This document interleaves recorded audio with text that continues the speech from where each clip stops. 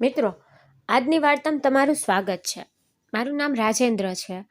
મારા પિતા એક મજૂર હતા અને તેમણે આખી જિંદગી મહેનત કરીને અમને બધાને પાળ્યા હતા.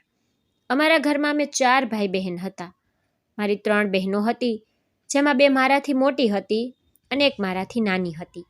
મારી સૌથી મોટી બહેનનું નામ પ્રિયા હતું, બીજી બહેનનું નામ કાવ્યા હતું અને સૌથી નાની બહેનનું નામ દિવ્યા હતું. અમે લોકો ખૂબ જ સાધારણ પરિવારમાંથી હતા.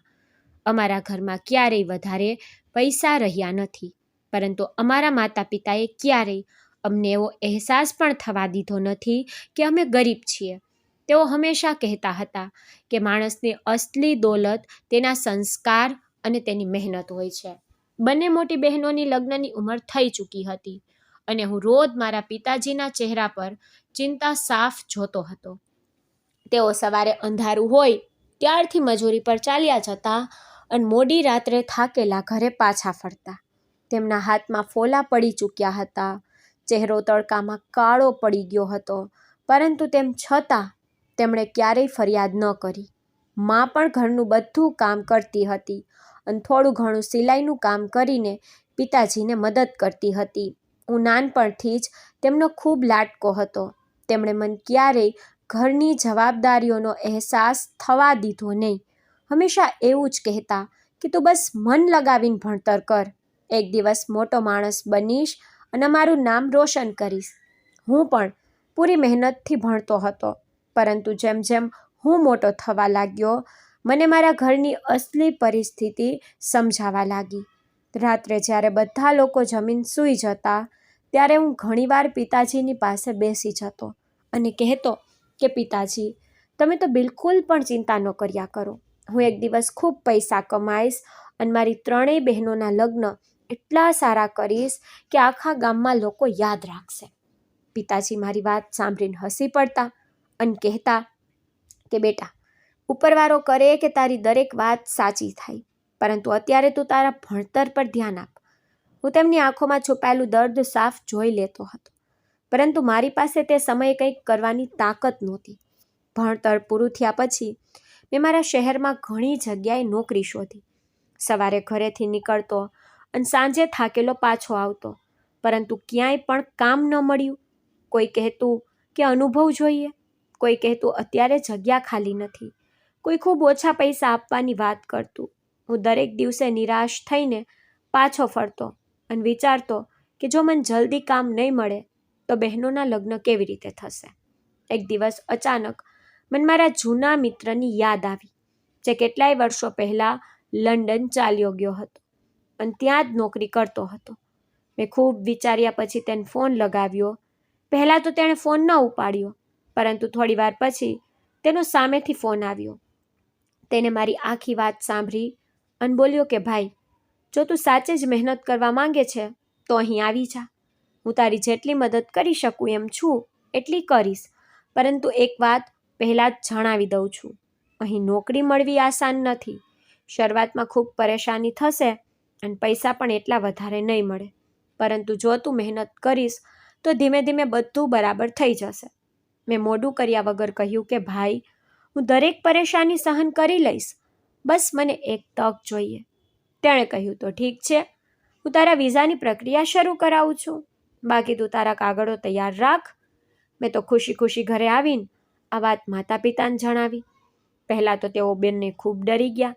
માં રડવા લાગી અને બોલી, બેટા, તું એટલી દૂર ચાલ્યો જઈશ તો અમે કેવી રીતે રહીશું? પિતાજી પણ થોડી વાર સુધી ચૂપ બેસી રહ્યા.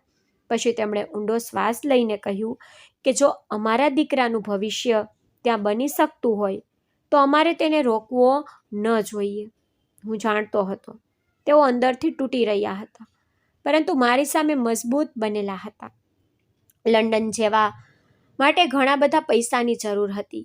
અમારી પાસે તો એટલા પૈસા નહોતા, એટલા માટે માએ પોતાના લગ્ન સમયના બચેલા થોડાક દાગીના કાઢી આપ્યા. પિતાજીએ પણ જે થોડી ઘણી બચત કરી હતી તે આપી દીધી. છતાં પણ પૈસા પૂરા ન થયા તો કેટલાક દાગીના ગીરવે મૂકવા પડ્યા. મને ખૂબ ખરાબ લાગી રહ્યું હતું. હું વારંવાર કહી રહ્યો હતો કે રહેવા દો, હું અહીં જ ક્યાંક કામ કરી લઈશ, પરંતુ પિતાજી બોલ્યા, બેટા, હવે પાછો પગ ન કરતો. જ્યારે એકવાર નિર્ણય કરી લીધો છે તો પૂરી હિંમત સાથે આગળ વધ. હું ઈચ્છું છું કે તું એ જિંદગી જીવે જે હું ક્યારેય જીવી ન શક્યો.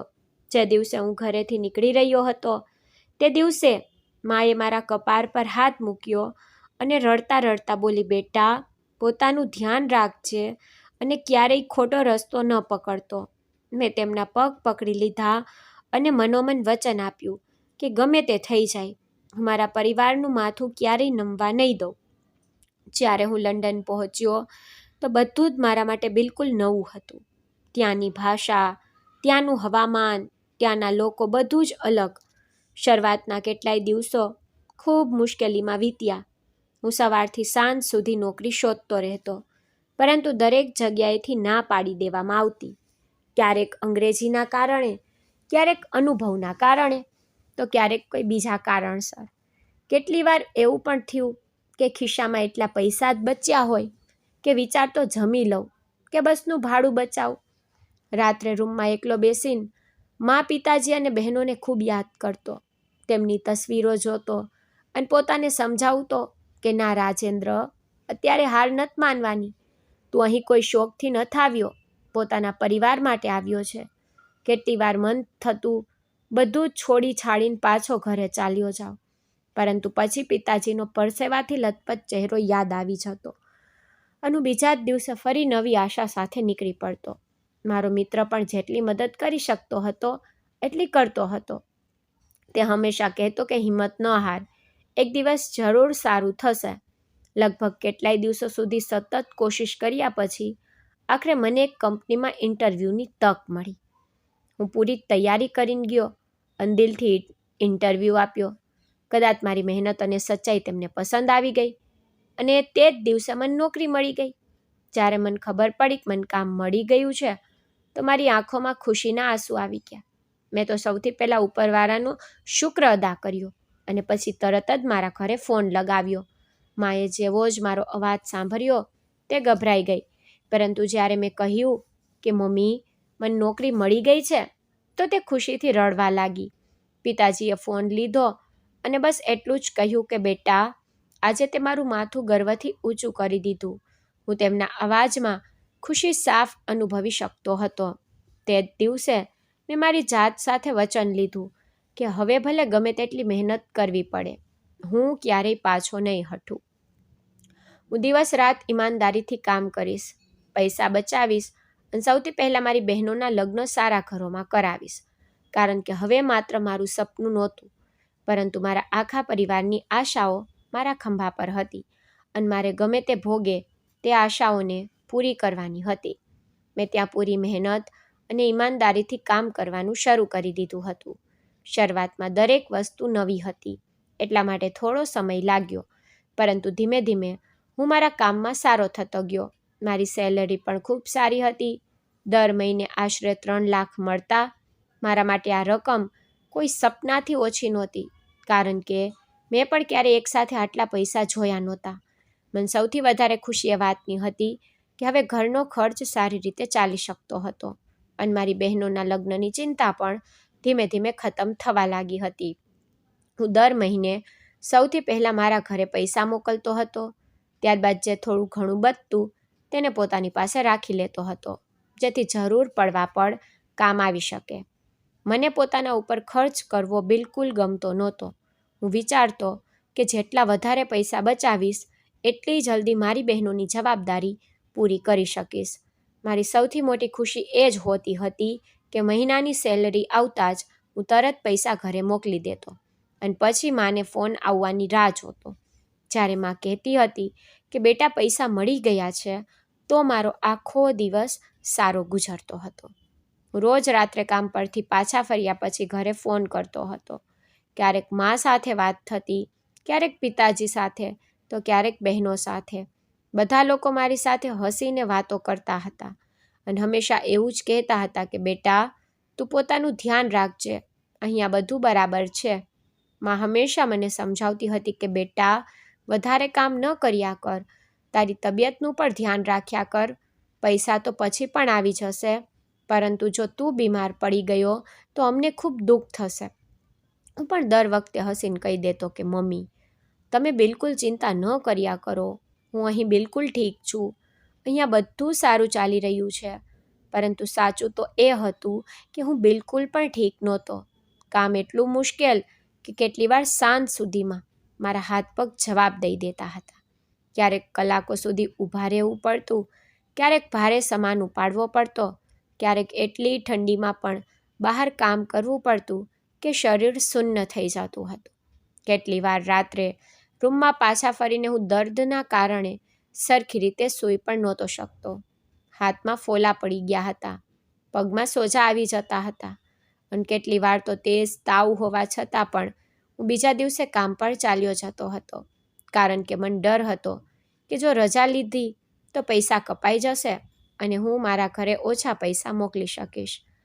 હું મારા દર્દ વિશે ક્યારેય ઘરે નહોતો જણાવતો, કારણ કે હું જાણતો હતો કે જો માને ખબર પડી ગઈ તો તે આખી રાત રડશે અને પિતાજી પોતાને દોષ દેશે કે તેમણે મને આટલી દૂર કેમ મોકલ્યો.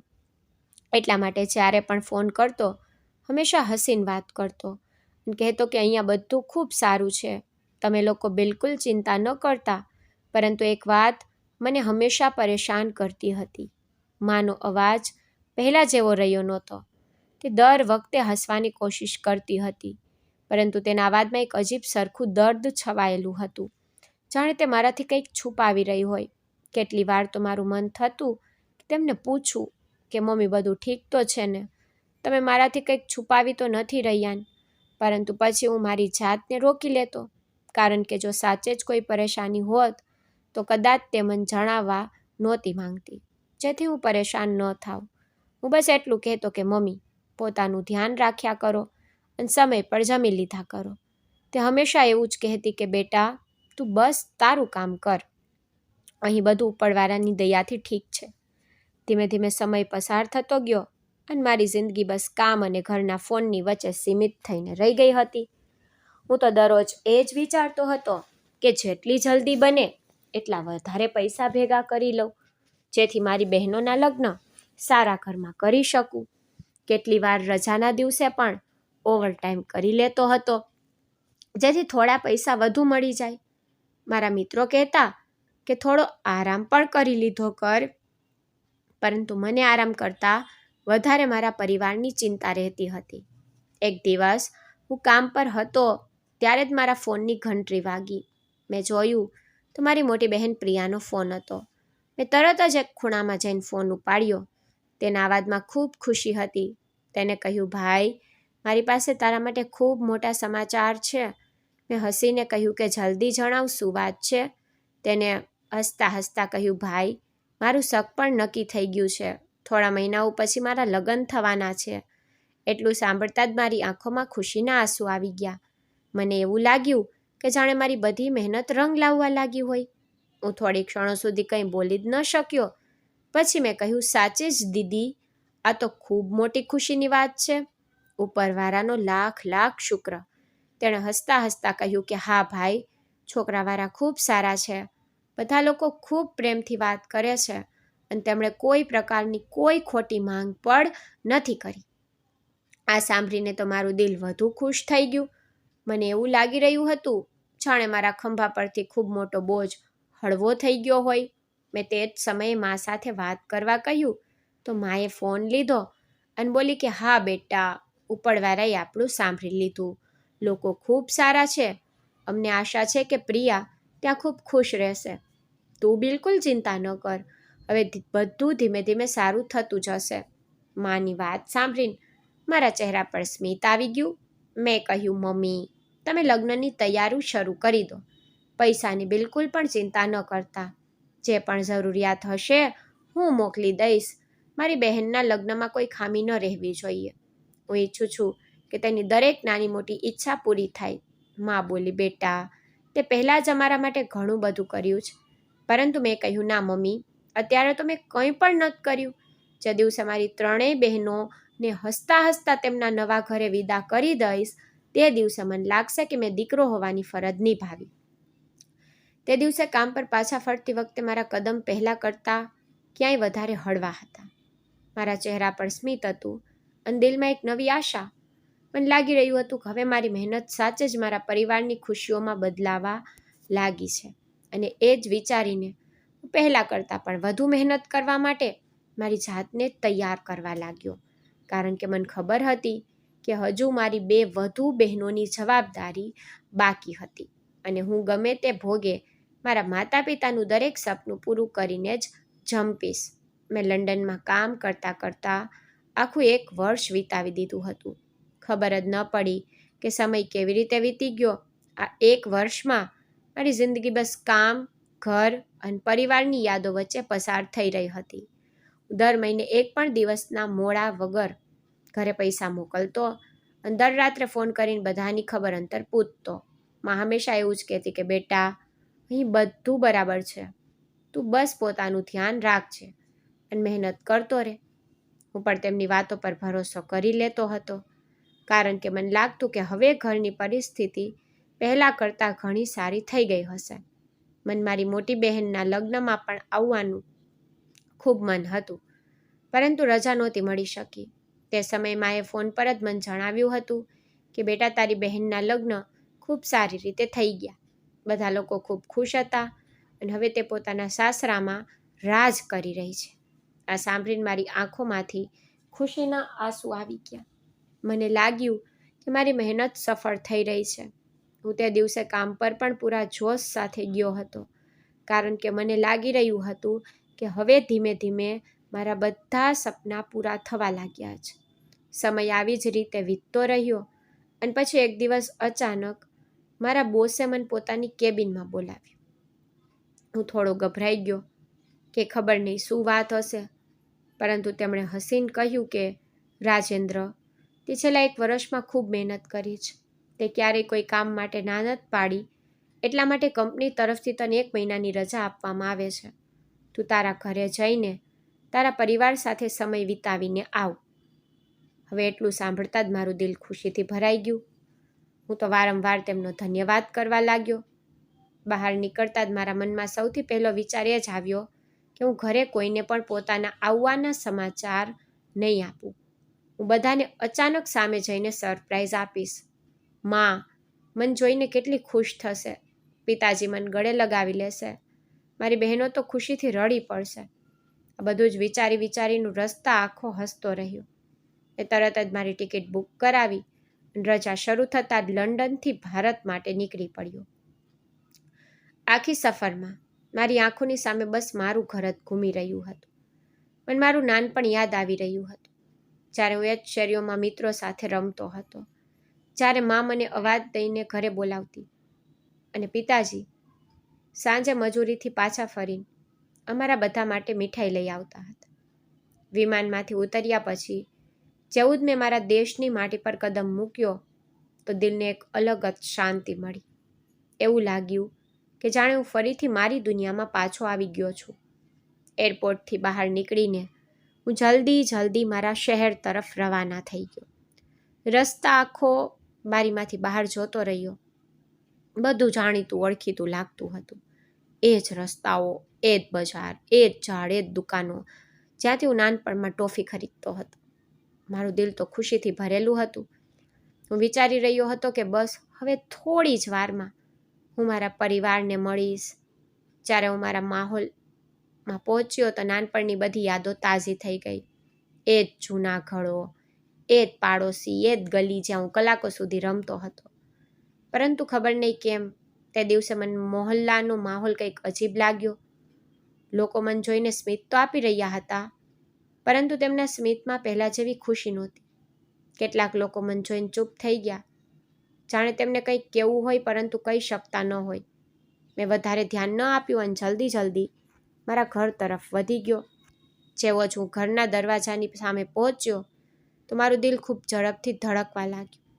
મેં વિચાર્યું કે હમણાં દરવાજો ખુલશે અને માં મને જોઈને ખુશીથી રડી પડશે, પરંતુ જેવો જ મેં દરવાજો ખોલ્યો મારા પગ નીચેથી જમીન સરકી ગઈ. ઘરની હાલત જોઈને હું પૂરી રીતે શૂન્ય થઈ ગયો. દિવાલોનો કલર ઉખડી ચૂક્યો હતો, કેટલી જગ્યાએ છત ટપકવાના નિશાન હતા. ઘરનો સામાન પણ પહેલાં કરતાં ખૂબ જૂનો અને તૂટેલો ફૂટેલો લાગી રહ્યો હતો. મેં અંદર નજર ફેરવી તો જોયું, મારી એક બહેન વાસણ ધોઈ રહી હતી, બીજી સાવરણી લગાવી રહી હતી અને ત્રીજી પણ ત્યાં જ ઘરનું કામ કરી રહી હતી. પરંતુ સૌથી વધારે મોટો ઝટકો મને ત્યારે લાગ્યો જ્યારે મેં મારી મોટી બહેન પ્રિયાને પણ ત્યાં જ જોઈ. હું તો એ જ સમજી રહ્યો હતો કે તેના લગ્ન થઈ ચૂક્યા છે અને તે પોતાના સાસરામાં ખુશ હશે, પરંતુ તે મારી સામે એ જ જૂના ઘરમાં ઊભી હતી. તેના ચહેરાનું સ્મિત પણ ગાયબ હતું. તેનો ચહેરો ખૂબ નબળો લાગી રહ્યો હતો. હું થોડી ક્ષણો સુધી કંઈ બોલી જ ન શક્યો. મારા હાથમાંથી બેગ નીચે પડી ગઈ અને હું બસ બધાને જોતો જ રહી ગયો. મને સમજ જ નહોતું આવી રહ્યું કે આખરે આ બધું શું થઈ રહ્યું છે. પછી હું ઝડપથી મા અને પિતાજી તરફ વધ્યો તો બંને મને જોઈને એકદમ હેરાન રહી ગયા, જાણે તેમને મારા આવવાની બિલકુલ પણ આશા નહોતી. મા મને જોતા જ રડી પડી અને પિતાજી પણ થોડીવાર સુધી ચૂપચાપ મને જોતા રહ્યા. મેં બંનેના પગ સ્પર્શ કર્યા, પરંતુ મારા મનમાં એટલા સવાલો હતા કે હું પોતાની જાતને રોકી ન શક્યો. મેં ગભરાઈને પૂછ્યું, મમ્મી, આ બધું શું છે? ઘરની હાલત આવી કેમ થઈ ગઈ છે? હું તો દર મહિને આટલા પૈસા મોકલતો હતો, છતાં પણ ઘરમાં આ બધું કેમ છે? મારા આટલું કહેતા જ માની આંખોમાંથી આંસુ વહેવા લાગ્યા. તે વારંવાર પોતાના છેડાથી પોતાનો ચહેરો છુપાવવા લાગી, પરંતુ તેના આંસુ મારાથી છુપાઈ ન શક્યા. હું સમજી ગયો કે નક્કી કોઈ બહુ મોટી વાત છે જે મારાથી છુપાવવામાં આવી છે. મેં ફરીથી પૂછ્યું કે માં, સાચું કહો, આખરે થયું શું છે? પણ તે કંઈ બોલી નહીં, બસ રડતી રહી. મારું દિલ વધારે ગભરાવા લાગ્યું. ત્યારે જ મારી નજર ફરીથી પ્રિયા દીદી પર ગઈ. મેં માને કહ્યું, માં, તમે તો કહ્યું હતું કે આના લગ્ન થઈ ગયા છે, તો પછી આ અહીં શું કરી રહી છે? મારી વાત સાંભળતા જ માં જોર જોરથી રડવા લાગી. ધ્રુજતા અવાજે બોલી, બેટા, મને માફ કરી દે. મેં તારાથી જૂઠું બોલ્યું હતું. હું તને પરેશાન કરવા નહોતી માંગતી, એટલા માટે સાચું છુપાવતી રહી. તેમની આ વાત સાંભળીને મારું માથું ચકરાઈ ગયું. મને તો સમજાતું નહોતું કે આખરે એવું તો શું થઈ ગયું જે માને મારાથી આટલું મોટું જૂઠ બોલવું પડ્યું. ત્યારે જ પિતાજી ધીમે ધીમે ઉઠીને મારી પાસે આવ્યા. તેમની આંખો પણ ભીની હતી. તેમણે મારા ખંભા પર હાથ રાખ્યો અને ભારે અવાજે બોલ્યા, બેટા, તું ન જ જાણતો, તારા લંડન ગયા પછી આપણા ઘરની પરિસ્થિતિ પહેલાં કરતાં પણ વધારે ખરાબ થઈ ગઈ હતી. તું દર મહિને મહેનત કરીને પૈસા મોકલતો રહ્યો, પણ એ પૈસામાંથી એક પણ પૈસો બચી શક્યો નહીં. તારી માં બહુ ગંભીર બીમારીની ઝપેટમાં આવી ગઈ હતી. તેમની સારવાર કરાવવામાં દર મહિને બધા પૈસા પૂરા થઈ જતા હતા. કેટલી વાર તો સારવાર માટે અમારે ઉધાર પણ લેવું પડ્યું. અમે તને કંઈ ના કહ્યું, કારણ કે જો તને ખબર પડત તો તું તારું કામ છોડીને પાછો આવી જાત અને અમે બધા તારા બધા સપના તૂટતા જઈ શકતા નહોતા. એટલા માટે અમે દર વખતે તારાથી જૂઠ બોલતા રહ્યા. પણ બેટા, હજુ તો તે ફક્ત અડધી સચ્ચાઈ સાંભળી છે. બાકી જે કંઈ તારા ગયા પછી આ ઘરમાં થયું તે સાંભળીને કદાચ તું પોતાને પણ સંભાળી નહીં શકે. પિતાજીની આ વાત સાંભળતા જ મારું દિલ જોર જોરથી ધડકવા લાગ્યું. મને એવું અનુભવાયું જાણે મારા પગ નીચેથી આખી જમીન જ ખસી ગઈ હોય અને હવે મને ડર લાગવા માંડ્યો હતો કે આખરે એવું કયું સચ્ચાઈ છે જેને સાંભળીને મારી આખી દુનિયા બદલાઈ જવાની છે. પિતાજીની આંખોમાંથી સતત આંસુ વહી રહ્યા હતા. તેમણે ધ્રુજતા અવાજે મારી તરફ જોયું અને બોલ્યા, બેટા, અત્યાર સુધી જે કંઈ તે જોયું એ તો માત્ર શરૂઆત છે. અસલી દર્દ તો હવે સાંભળ. તારી માની બંને કિડની ખરાબ થઈ ચૂકી છે કે છેલ્લા કેટલાય મહિનાઓથી તેમની દર મહિને ડાયાલિસિસ થઈ રહી છે. ડૉક્ટરે કહ્યું છે કે સારવાર સતત ચાલતી રહેશે ત્યારે જ તેમનો જીવ બચી શકે છે. તેમને શ્વાસ લેવામાં બહુ તકલીફ થાય છે. કેટલી વાર રાત આખી તે દર્દથી કણસતી રહે છે, પણ સવાર થતાં જ તારી સામે ફોન પર હસીને વાત કરતી હતી, જેથી તને કંઈ ખબર ના પડે. જે તું દર મહિને આટલી મહેનતથી પૈસા મોકલતો હતો તે એક એક રૂપિયો માત્ર તારી માની સારવારમાં વપરાઈ જતો હતો. દવાઓ, હોસ્પિટલ, ડાયાલિસિસ, તપાસ અને આવવા જવાનો ખર્ચ બધું જ એ જ પૈસાથી ચાલતું હતું.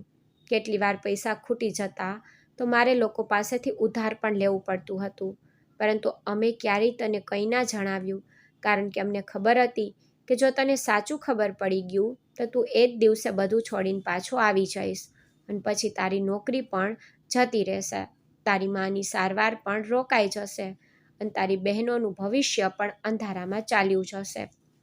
એટલા માટે અમે અમારું દર્દ અમારા સીનામાં દબાવીને રાખ્યું.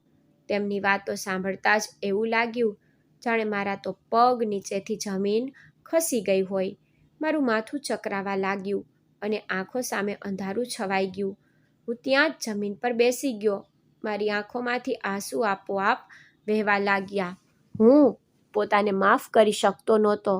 હું તો વિચારી રહ્યો હતો કે હું આટલે દૂર બેસીને એવું સમજતો રહ્યો કે મારા ઘરમાં બધું બરાબર ચાલી રહ્યું છે, પણ મારો પરિવાર આટલા મોટા દુઃખમાંથી પસાર થઈ રહ્યો હતો અને મને એની ખબર પણ નહોતી.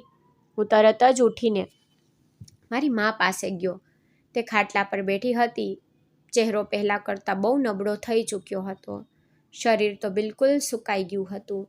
આંખોની નીચે કારા કુંડારા પડી ગયા હતા. તેમને જોઈને મારું દિલ તૂટી ગયું. હું તેમના પગ પાસે બેસી ગયો. તેમનો હાથ મારા હાથમાં લીધો અને રડતા રડતા બોલ્યો, માં બધું શું થઈ ગયું? તે મને એકવાર પણ કેમ ના જણાવ્યું? હું તો તારો દીકરો છું. જો મને પહેલાં ખબર પડી ગઈ હોત તો હું કંઈ ને કંઈ ચોક્કસ કરત. માએ ધ્રુજતા હાથે મારા માથા પર હાથ ફેરવ્યો અને હળવું સ્મિત લાવીને બોલી, બેટા, હું તને શું જણાવત? હું જાણતી હતી જો તને આ બધું ખબર પડી ગઈ હોત તો તું એ જ વખતે નોકરી છોડીને અહીં આવી જાત.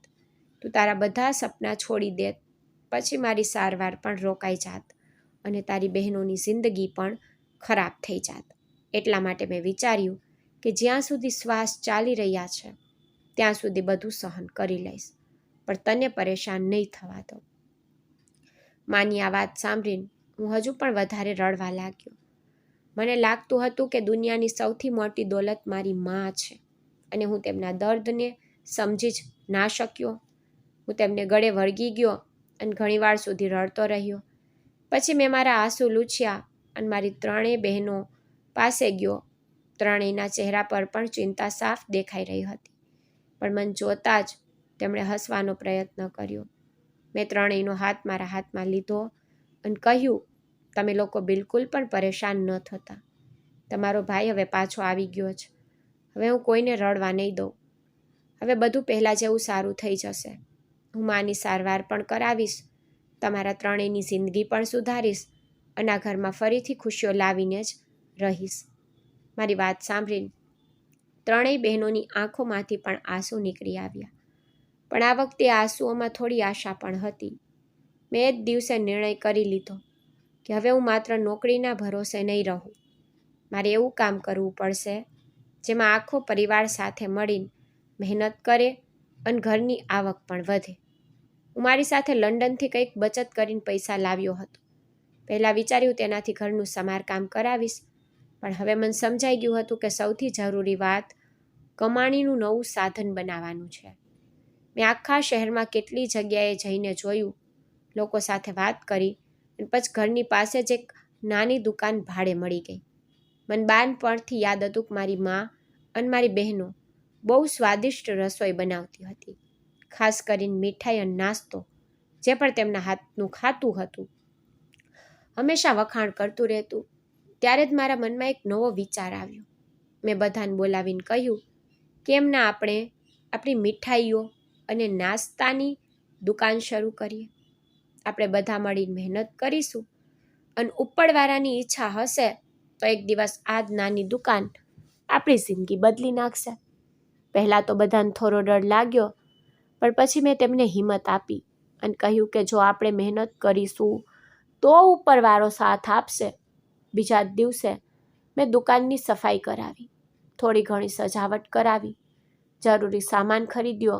મોટા તપેલા, કડાઈ, ગેસ, ચૂલો, વાસણ અને મીઠાઈ બનાવવાનો બધો સામાન લઈ આવ્યો. મારી બહેનોએ પૂરા મનથી કામ શરૂ કરી દીધું. પ્રિયા દીદી સ્વાદિષ્ટ સમોસા બનાવતી હતી.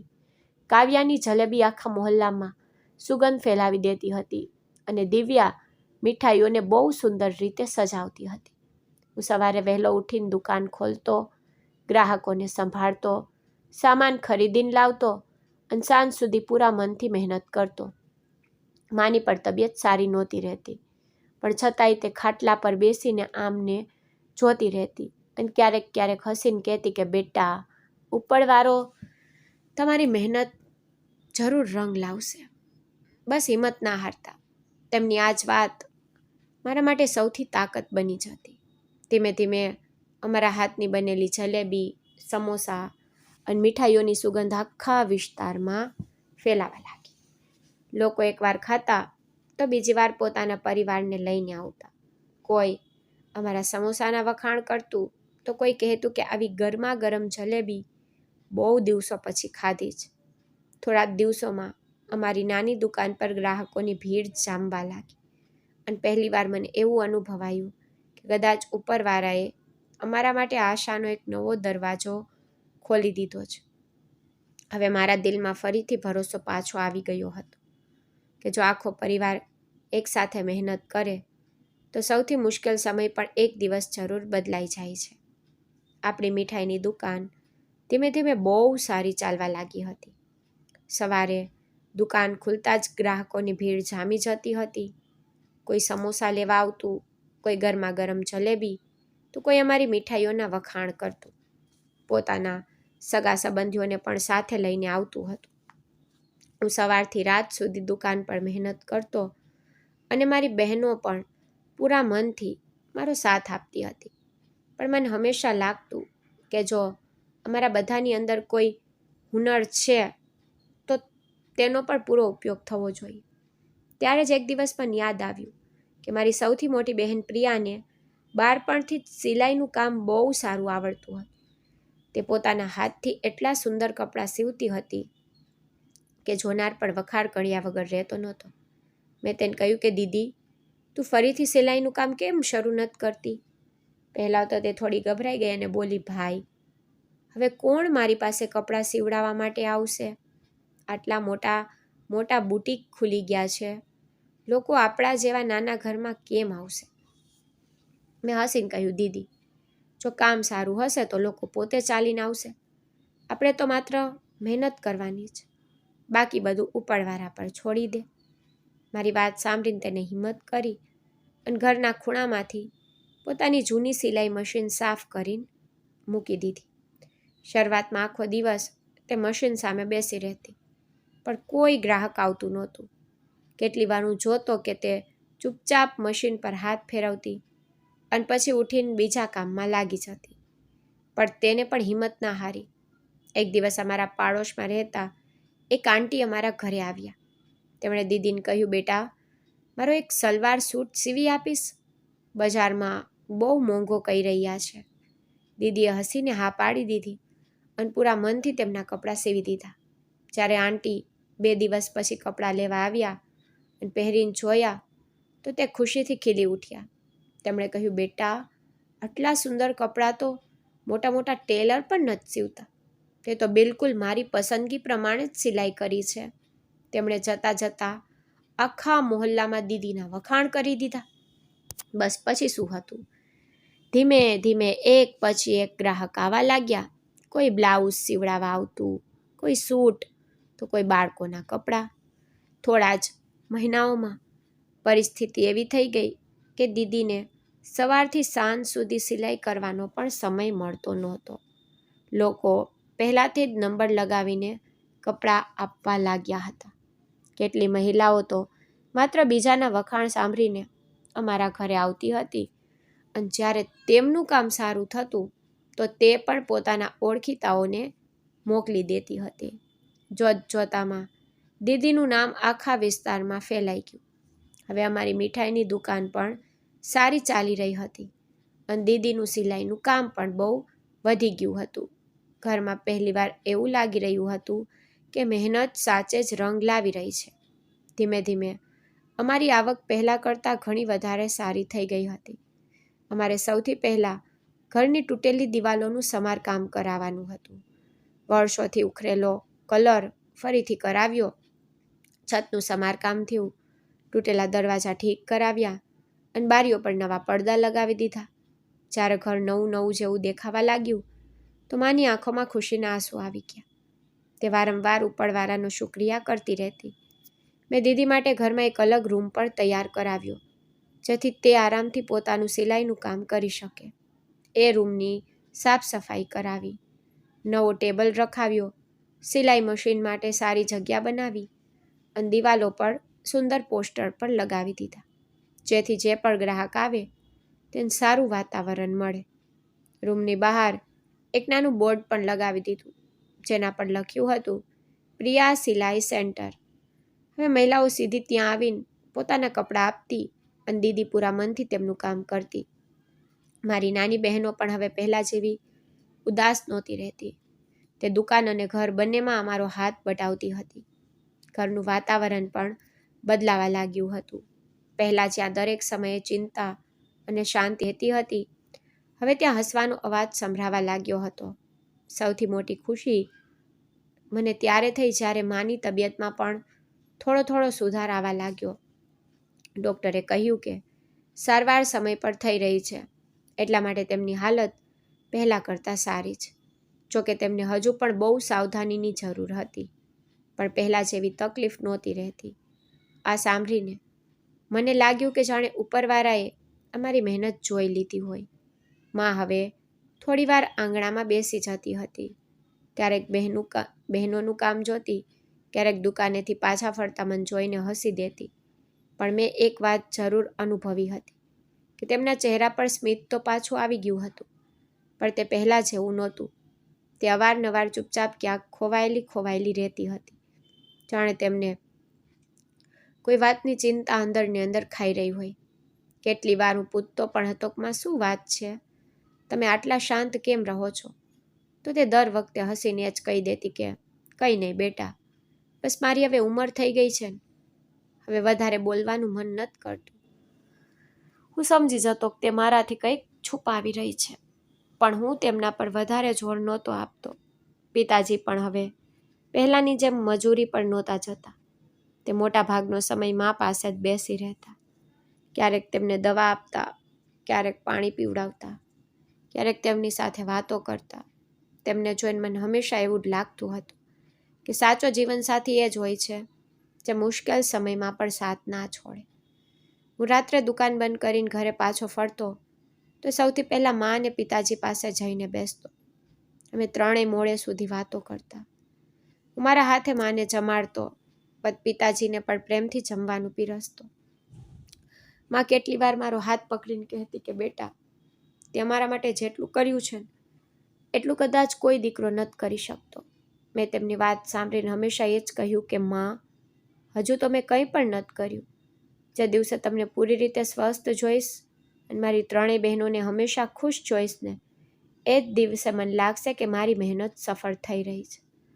મારી વાત સાંભળીને માની આંખોમાં આંસુ આવી જતા, પણ આ વખતે આંસુઓમાં દર્દ કરતાં વધારે પોતાના દીકરા પર ગર્વ દેખાતો. અને હું જ મનમાં ઉપરવાળાથી બસ એ જ દુઆ કરતો હતો કે હવે અમારા પરિવાર પર ફરી ક્યારેય કોઈ ખરાબ સમય ના આવે. પહેલાં થોડા દિવસો સુધી તો અમારા ઘરમાં કોઈનું ક્યારેય કોઈ કામમાં મન નહોતું લાગતું. માના ગયા પછી તો એવું લાગતું હતું કે જાણે ઘરની બધી રોનક જ ખતમ થઈ ગઈ હોય. સવારે ઉઠતા જ આદતથી મજબૂર થઈને માના રૂમ તરફ જોતો હતો, પણ દર વખતે ખાલી પથારી જોઈને દિલ ભરાઈ આવતું હતું. પિતાજી પણ આખો દિવસ ચૂપચાપ બેસી રહેતા હતા. પહેલાં તે દરેક નાની વાત પર માની સલાહ લેતા હતા, હવે કોઈને કંઈ કહેતા નહોતા. મારી ત્રણેય બહેનો પણ પોતાની આંખોના આંસુ છુપાવીને ઘરનું કામ કરતી હતી, પણ હું સમજી શકતો હતો કે તેમના દિલની અંદર કેટલું દર્દ છે. રાત્રે જ્યારે અમે બધા એકસાથે જમવા બેસતા તો કોઈની હિંમત નહોતી થતી કે પહેલાંની જેમ હસીને વાત કરી શકે. માની ખાલી જગ્યા અમને દરેક પળે અનુભવાતી હતી. એક દિવસ મેં બધાને પોતાની પાસે બેસાડ્યા અને કહ્યું, જુઓ, જો આપણે લોકો આ જ રીતે તૂટી જઈશું તો માની બધી મહેનત બેકાર થઈ જશે. માં હંમેશા ઈચ્છતી કે આપણે બધા લોકો મળીને રહીએ અને ખુશ રહીએ, એટલા માટે હવે આપણે પોતાને સંભાળવા પડશે. મારી વાત સાંભળીને પિતાજીએ મારી તરફ જોયું. તેમની આંખોમાં આંસુ હતા. તેમણે મારો હાથ પકડીને કહ્યું, બેટા, આજે મને તારા પર બહુ ગર્વ થઈ રહ્યો છે. તે આ ઘરને સંભાળી લીધું. નહીંતર તારી માના ગયા પછી હું તો બિલકુલ એકલો પડી ગયો હોત. મેં તેમને કહ્યું, પિતાજી, હવે હું છું ને, તમારે કોઈ વાતની ચિંતા કરવાની જરૂર નથી. આપણે બધા મળીને આ ઘરને પહેલાં કરતાં પણ વધારે સારું બનાવીશું. આના પછી આપણે બધાએ ફરીથી પોતાના કામ પર ધ્યાન આપવાનું શરૂ કરી દીધું. હું સવારે વહેલા ઉઠીને દુકાન ખોલી દેતો હતો. મારી બંને મોટી બહેનો મીઠાઈઓ અને નાસ્તો બનાવવામાં મારો હાથ બટાવતી. નાની બહેન દુકાન પર ગ્રાહકોને સામાન આપતી અને મોટી દીદી સિલાઈનું કામ પણ કરતી રહેતી હતી. ધીમે ધીમે અમારું કામ પહેલાં કરતાં પણ વધારે સારું ચાલવા લાગ્યું. લોકો અમારી મીઠાઈઓના બહુ વખાણ કરવા લાગ્યા. દૂર દૂરથી પણ ઓર્ડર આવવા લાગ્યા. ઓનલાઈન પણ હવે બહુ બધા લોકો અમારી પાસેથી મીઠાઈ મંગાવવા લાગ્યા. તહેવારોના દિવસોમાં તો અમારી દુકાન પર એટલી ભીડ થઈ જતી કે અમારે રાત સુધી કામ કરવું પડતું. પણ હવે આ મહેનતથી અમને થાક નહોતો લાગતો, કારણ કે અમને ખબર હતી કે અમારે અમારા પરિવાર માટે કામ કરી રહ્યા છીએ. થોડા મહિના પછી અમે દુકાનને હજી મોટી કરી લીધી, નવી મશીનો ખરીદી લીધી અને 2 છોકરાઓને હજુ કામ પર પણ રાખી લીધા. હવે અમારી આવક પહેલાં કરતાં કેટલાય ગણી વધારે વધી ચૂકી હતી. એક દિવસ પિતાજી મારી પાસે આવ્યા અને બોલ્યા, બેટા, હવે મને લાગે છે કે આપણે પ્રિયા અને કાવ્યાના લગ્ન વિશે ફરીથી વિચારવું જોઈએ. પહેલાં ઘરની પરિસ્થિતિ ખરાબ હતી એટલે આપણે કંઈ ના કરી શક્યા, પણ હવે ઉપરવાળાએ આપણને ફરીથી સંભાળી લીધા. મેં હસીને કહ્યું, પિતાજી, હવે આ જવાબદારી મારી છે. મારી બહેનોના લગ્ન બહુ સારા ઘરમાં થશે અને કોઈ વસ્તુની કમી રહેવા નહીં દો. થોડા દિવસો પછી અમારા સગા સંબંધીઓ દ્વારા પ્રિયા દીદી માટે એક બહુ સારો સંબંધ આવ્યો. છોકરો ભણેલો ગણેલો હતો, તેનો પોતાનો નાનો કારોબાર હતો અને સૌથી મોટી વાત, તેનો પરિવાર બહુ સારો હતો. તેમણે દહેજની કોઈ વાત ના કરી, બસ એક સારી છોકરી ઈચ્છતા હતા. અમે બધા તેમને મળ્યા તો અમને પણ એ લોકો બહુ સારા લાગ્યા. દીદીની પણ તેમની સાથે વાત થઈ અને તે પણ આ સંબંધથી ખુશ હતી. થોડા જ મહિનાઓ પછી અમારે બહુ ધામધૂમથી પ્રિયા દીદીના લગ્ન કરી દીધા. આ વખતે મારી આંખોમાં આંસુ હતા, પણ આ ખુશી ના હતા, કારણ કે જે સપનું મેં લંડન જતી વખતે જોયું હતું તે આજે પૂરું થઈ રહ્યું હતું. લગ્ન પછી જ્યારે દીદી વિદા થઈ તો તેમણે મને ગળે લગાવીને કહ્યું કે ભાઈ, જો તું હિંમત હારી જાત તો આજે આપણો પરિવાર ક્યારેય સંભાળી ના શકત. મેં કહ્યું, દીદી, આ બધું માની દુઆઓની અસર છે. આના પછી ધીમે ધીમે કાવ્યા માટે પણ સારો સંબંધ આવી ગયો. તેના પણ લગ્ન બહુ સારા પરિવારમાં થઈ ગયા. હવે ઘરમાં માત્ર હું, નાની બહેન દિવ્યા અને પિતાજી રહી ગયા હતા. દિવ્યા ભણવામાં બહુ હોશિયાર હતી. મેં તેને કહ્યું કે તું તારું ભણવાનું પૂરું કર, હું તને જેટલું ભણવું હોય એટલું ભણાવીશ. તેને પણ કોઈ વાતની ચિંતા કરવી ના પડી. તે મન લગાવીને ભણતી રહી અને આખરે તેને સરકારી નોકરી મળી ગઈ. જે દિવસે તેનો નિમણૂક પત્ર આવ્યો તે દિવસે પિતાજીની આંખોમાં ખુશીના આંસુ આવી ગયા. તેમણે આકાશ તરફ જોઈને કહ્યું, આજે જો તારી માં હોત તો કેટલી ખુશ હોત ને. હું પણ તે દિવસે ખૂબ રડ્યો, કારણ કે મને માની ખૂબ યાદ આવી રહી હતી. હવે અમારો પરિવાર ફરીથી ખુશીઓથી ભરાઈ ગયો હતો. થોડા સમય પછી મોહલ્લાના લોકોએ મારું સન્માન પણ કર્યું, કારણ કે મેં મહેનત અને ઈમાનદારીથી મારા પરિવારને સંભાળ્યો હતો. લોકો કહેતા હતા કે દીકરી હોય તો રાજેન્દ્ર જેવો, જે પોતે તકલીફ વેઠીને પણ પોતાના પરિવારનો સહારો બની ગયો. થોડા સમય પછી પિતાજીએ મને કહ્યું કે દીકરા, હવે તારા પણ લગ્ન કરાવી દેવા જોઈએ. પહેલાં હું હંમેશા ના પાડી દેતો હતો, પરંતુ આ વખતે મેં તેમની વાત માની લીધી. મારા લગ્ન પણ એક ખૂબ જ સારી અને સમજદાર છોકરી સાથે થયા. તેને ઘરમાં આવતા જ પિતાજીને પોતાના પિતાની જેમ સન્માન આપ્યું અને મારી બહેનોને પોતાની બહેનોની જેમ પ્રેમ આપ્યો. અમારું ઘર ફરીથી હસી ખુશીથી ભરાઈ ગયું. હવે જ્યારે હું મારી દુકાનની બહાર બેસીને લોકોને મીઠાઈઓ ખરીદતા જોઉં છું, ત્યારે મને મારા જૂના દિવસો યાદ આવે છે. જ્યારે અમારી પાસે ખાવા સુધીના પૈસા નહોતા, જ્યારે મા પોતાની બીમારી છુપાવીને અમારા બધાની હિંમત બનતી હતી. જ્યારે પિતાજી મજૂરી કરીને ઘર ચલાવતા હતા અને જ્યારે હું લંડનમાં એકલો બેસીને પોતાના ઘરને યાદ કરીને રડતો હતો. પરંતુ મેં એક વાત જિંદગીથી શીખી લીધી હતી કે જો માણસ મહેનત કરવાનું નથી છોડતો અને પોતાના પરિવારનો સાથ નથી છોડતો તો એકના એક દિવસ ઉપરવાળો તેની મહેનતનું ફળ જરૂર આપે છે. મુશ્કેલ સમય હંમેશા નથી રહેતો, પરંતુ હિંમત રાખવાવાળા લોકો હંમેશા આગળ વધી જાય છે. આજે મારી બહેનો પોતપોતાના ઘરમાં ખુશ છે. નાની બહેન પોતાની નોકરી કરી રહી છે. પિતાજી અમારી સાથે સુકૂનથી રહે છે અને હું દરરોજ મારી માને તસવીર સામે હાથ જોડીને એ જ કહું છું કે માં, તમે જે સંસ્કાર આપ્યા હતા તેના કારણે આજે અમારો પરિવાર ફરીથી સ્મિત કરી રહ્યો છે અને હું જિંદગીભર તમારી શીખને ક્યારેય નહીં ભૂલું. અને પછી હવે બધું પહેલાંની જેમ સારું થવા લાગ્યું હતું. પરંતુ માની યાદ આજે પણ અમારા દિલમાંથી ગઈ નહોતી. ઘરમાં ફરીથી હાસ્ય સંભળાવા લાગ્યું હતું. પરંતુ જ્યારે પણ કોઈ ખુશીનો પ્રસંગ આવતો તો સૌથી પહેલાં માની ખોટ વર્તાતી હતી. હું દરરોજ સવારે દુકાને જતા પહેલાં તેમની તસવીર સામે હાથ જોડતો અને કહેતો કે માં જુઓ, આજે તમારો દીકરો એ નથી રહ્યો જે ક્યારેય જવાબદારીઓથી ભાગતો હતો. આજે હું તમારી દરેક શીખ પર ચાલી રહ્યો છું. હવે મેં મારી બાકીની બંને બહેનોના લગ્ન પણ ખૂબ જ સારી રીતે ધૂમધામથી કરાવી દીધા. મેં કોશિશ કરી કે તેમના લગ્નમાં કોઈ વસ્તુની કમી ન રહે. જે રીતે દરેક ભાઈ ઈચ્છે છે કે તેની બહેનની વિદાય હસતા મુખે થાય, મેં પણ એવું જ કર્યું. તેમના સાસરીવાળા ખૂબ જ સારા લોકો હતા. તેમણે મારી બહેનોને દીકરીની જેમ અપનાવી. તેમને ખૂબ પ્રેમ અને સન્માન આપ્યું. જ્યારે હું પહેલીવાર મારી બહેનોના સાસરે ગયો અને મેં જોયું કે ત્યાં બધા લોકો તેમના કેટલાય પ્રેમથી રાખી રહ્યા છે તો મારી આંખોમાં ખુશીના આંસુ આવી ગયા. મને લાગ્યું કે ઉપરવાળાએ મારી બધી મહેનતનું ફળ મને આપી દીધું. હવે મારી ત્રણેય બહેનો પોતપોતાના ઘરની થઈ ચૂકી હતી. માનું સૌથી મોટું સપનું પૂરું થઈ ચૂક્યું હતું. એક દિવસ પિતાજી મારી પાસે આવ્યા. તેમણે મારા ખંભા પર હાથ મૂક્યો અને પ્રેમથી બોલ્યા, દીકરા, તે સાચે જ મારું અને તારી માનું સપનું પૂરું કરી દીધું. તે ક્યારેય હાર ન માની. તે તારા પરિવારને તૂટવા ન દીધો. તે તારી બહેનોનું ઘર વસાવી દીધું. આજે મને મારા દીકરા પર ખૂબ ગર્વ છે. તારા જેવો દીકરો દરેક માતા પિતાને મળે.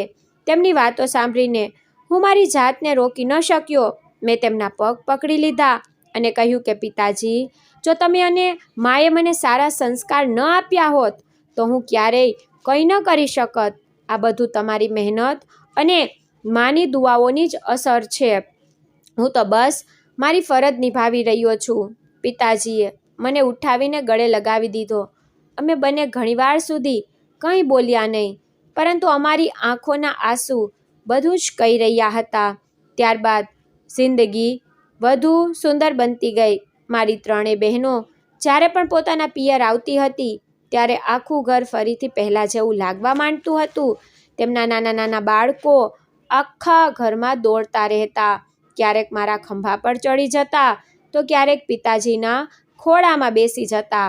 આખું ઘર તેમની હસી ખુશીથી ગુંજી ઉઠતું હતું. એ બાળકોને જોઈને મને થતું કે માં જો આજે હોત તો તેમને જોઈને કેટલી ખુશ હોત.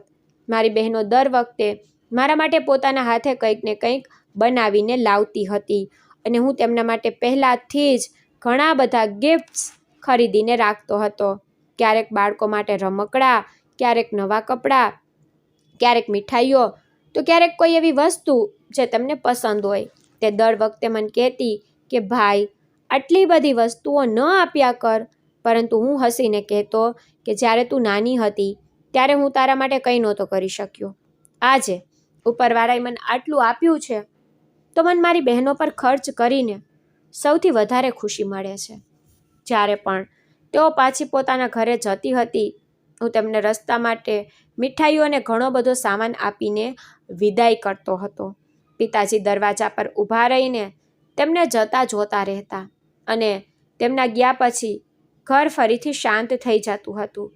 પરંતુ હવે એ ખામોશીમાં પહેલાં જેવી ઉદાસી નહોતી હોતી, કારણ કે અમને ખબર હતી કે અમારી દીકરીઓ પોતપોતાના ઘરમાં ખુશ છે. ધીરે ધીરે અમારો કારોબાર પણ પહેલાં ક્યાંય વધારે સારો ચાલવા લાગ્યો હતો. હવે લોકો દૂર દૂરથી અમારી દુકાન પર આવવા લાગ્યા હતા.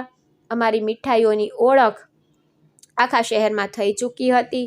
તહેવારો પર તો એટલી ભીડ થઈ જતી હતી કે અમારે રાત સુધી કામ કરવું પડતું હતું. મેં દુકાનને વધુ મોટી કરી દીધી, નવી મશીનો નખાવી, બીજા કેટલાક લોકોને કામ પર રાખ્યા જેથી તેમના ઘર પણ સારા ચાલી શકે. મને હંમેશા લાગતું કે જો ઉપરવાળાએ મને આગળ વધાર્યો છે તો મારે બીજાનો સહારો પણ બનવું જોઈએ. ગરીબ છોકરાઓને મેં મારી દુકાન પર કામ આપ્યું જેથી તેઓ પણ પોતાના પરિવારની મદદ કરી શકે. એક દિવસ મહોલ્લાના કેટલાક મોટા લોકો મારી પાસે આવ્યા અને કહેવા લાગ્યા કે રાજેન્દ્ર, અમને તારા પર ગર્વ છે. તે માત્ર તારું જ ઘર નથી સંભાળ્યું પરંતુ બીજા લોકોને પણ રોજગાર આપ્યો. તારી માં જ્યાં પણ હશે આજે ખૂબ ખુશ હશે. તેમની વાતો સાંભળીને હું ફરીથી ભાવુક થઈ ગયો. તે રાત્રે હું માની તસવીર સામે ઘણીવાર સુધી બેસી રહ્યો અને તેમની સાથે મનોમન વાતો કરતો રહ્યો. મેં કહ્યું, માં, તમે હંમેશા મને મહેનત કરતા શીખવ્યું હતું. તમે કહ્યું હતું કે પરિસ્થિતિ ગમે તેવી હોય ક્યારેય હાર ન માનવી. આજે તમારી દરેક વાત સાચી સાબિત થઈ. જો તે સમયે હું તૂટી ગયો હોત તો કદાચ આજે મારી બહેનોનું ઘર ક્યારેય ન વસી શકત અને ન તો પિતાજીના ચહેરા પર આ સ્મિત પાછું આવત. આજે મારી પાસે પૈસા છે, ઇજ્જત છે, પોતાનો કારોબાર છે અને ખુશહાલ પરિવાર છે.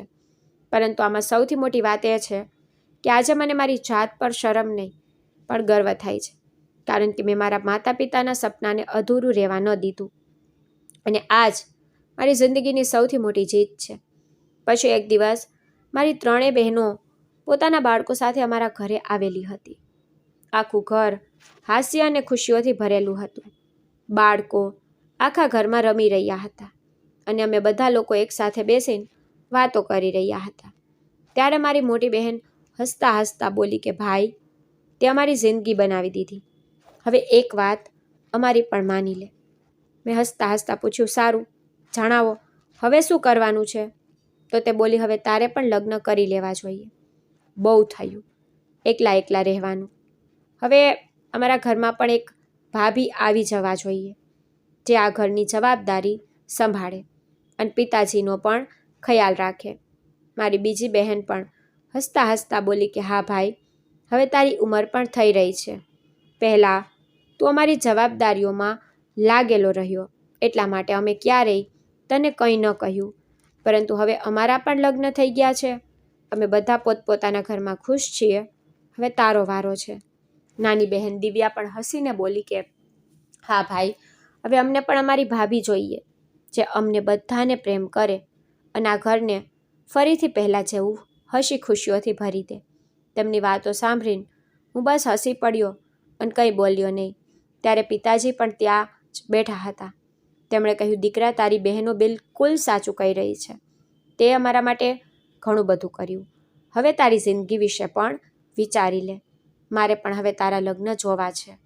હું પિતાજી તરફ જોવા લાગ્યો. તેમની આંખોમાં એ જ પ્રેમ હતો જે હંમેશા રહેતો હતો. મેં ધીમેથી કહ્યું, જેવું તમને ઠીક લાગે, મને કોઈ વાંધો નથી. મારી વાત સાંભળતા જ ત્રણેય બહેનો ખુશીથી ઉછળી પડી અને કહેવા લાગી કે બસ હવે આ કામ અમારી જવાબદારી છે. અમે અમારા ભાઈ માટે સૌથી સારી છોકરી શોધીને લાવીશું. બીજા જ દિવસથી મારી બહેનો મારા માટે માંગુ જોવા લાગી. અમારા મહોલ્લાથી થોડે આગળ એક પરિવાર રહેતો હતો. તેમની દીકરીનું નામ શિખા હતું. તે જોવામાં ખૂબ જ સુંદર હતી, પરંતુ માત્ર સુંદરતા જ નહીં, તેના સંસ્કાર પણ ખૂબ સારા હતા.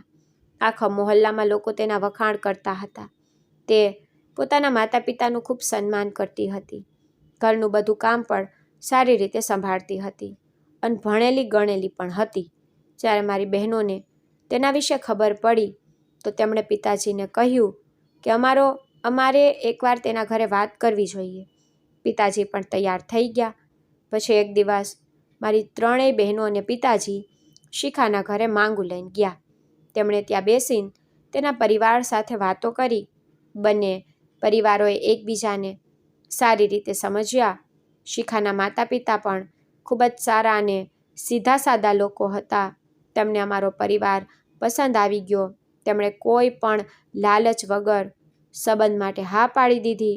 જ્યારે મારી બહેનોએ ઘરે આવીને મને આ વાત જણાવી તો હું થોડો શરમાવા લાગ્યો. પણ થોડા દિવસો બાદ અમારી પહેલી મુલાકાત કરાવવામાં આવી. જ્યારે મેં પહેલીવાર શિખાને જોઈ તો તેની સાદગીએ મારું દિલ જીતી લીધું. તેણે ખૂબ જ સન્માનપૂર્વક બધા સાથે વાત કરી. તેની આંખોમાં આપ્તજન જેવો ભાવ હતો અને તેના ચહેરા પર હંમેશા એક પ્યારું સ્મિત રહેતું. મને તે જ સમયે અહેસાસ થઈ ગયો કે આ જ છોકરી મારા ઘરને ખુશીઓથી ભરી દેશે. બીજી તરફ તેને પણ હું પસંદ આવી ગયો હતો. પછી બંને પરિવારોની સંમતિથી અમારા લગ્ન નક્કી થઈ ગયા. મારી બહેનોએ મારા લગ્નની તૈયારીઓ એવી રીતે શરૂ કરી જાણે તેમના પોતાના લગ્ન હોય. દરરોજ કોઈને કોઈ નવી ખરીદી થતી. ક્યારેક કપડાં આવતા, ક્યારેક ઘરેણાં, ક્યારેક સજાવટનો સામાન. આખું ઘર ફરીથી ખુશીઓથી ભરાઈ ગયું.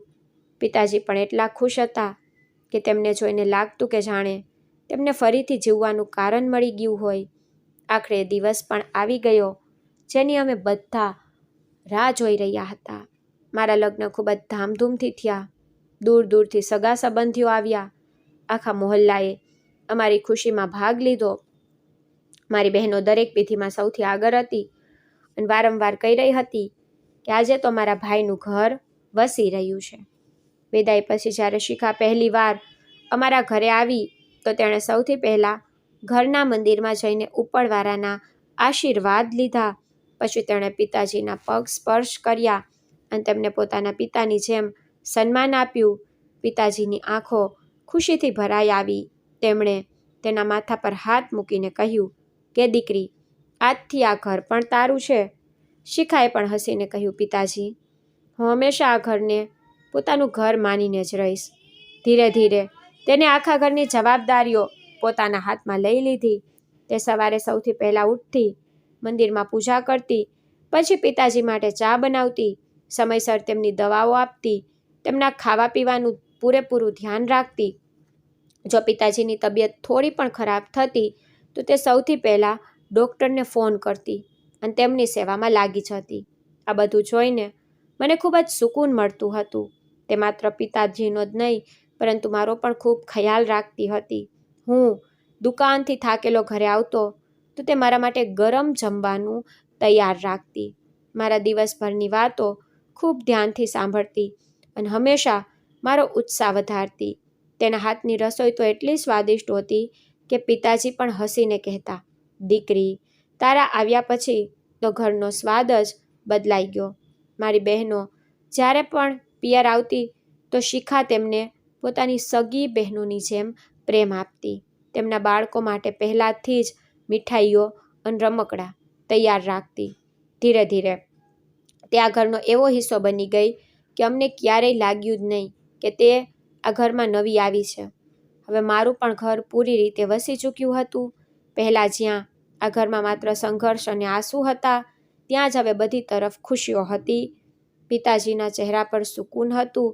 મારી બહેનો પોતપોતાના ઘરમાં ખુશ હતી અને મને એક એવી જીવનસાથી મળી ગઈ જેણે દરેક મુશ્કેલ સમયમાં મારો સાથ આપવાનું વચન નિભાવ્યું. હું અવારનવાર રાત્રે ઉપરવાળાનો આભાર માનતો અને મનોમન મારી માને યાદ કરીને કહેતો કે માં, તમારો પરિવાર આજે પૂરો થઈ ગયો. તમારી દુઆઓએ જ અમને આ મુકામ સુધી પહોંચાડ્યા છે અને આજે હું સાચે જ પહેલાં કરતાં ક્યાંય વધારે ખુશ હતો. તો મિત્રો, તમને અમારી વાર્તા કેવી લાગી તે કોમેન્ટ બોક્સમાં જરૂર જણાવજો અને આ વિડીયોને લાઈક કરો, ચેનલને સબસ્ક્રાઈબ કરો અને નોટિફિકેશન બેલને દબાવો જેથી આગળની અપડેટ સૌથી પહેલાં તમને મળે. ધન્યવાદ.